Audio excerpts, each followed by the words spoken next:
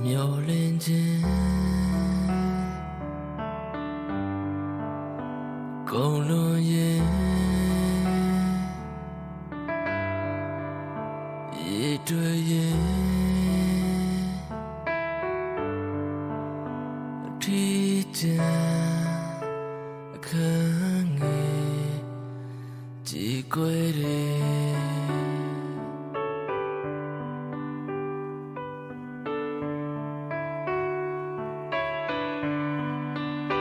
နောက်ကျင်ခြင်းသိငယ်ခြင်းလောင်မြရဲ့စိတ်တွေအားငယ်အဖို့မေးတယ်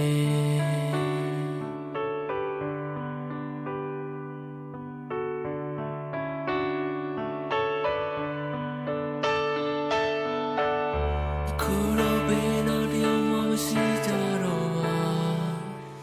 နေညလို့ရှိပါလား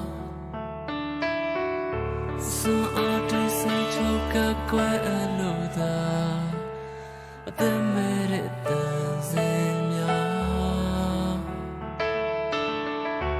နေညိုချင်လို့ဆိုရင်ငါဝမ်းနေဒီခန်းနေတယောက်တည်းပဲစိုးနေကြည်ကွယ်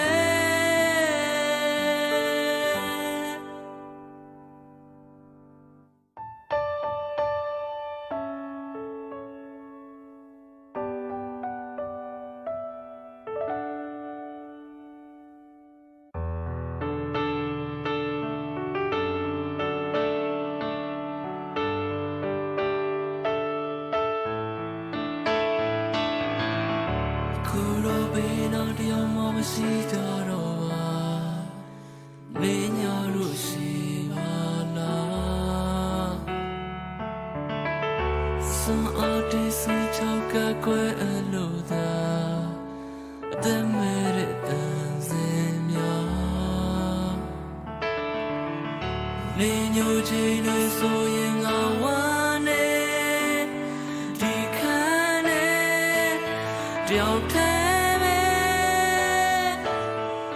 စိုးနေကြည်ကွယ်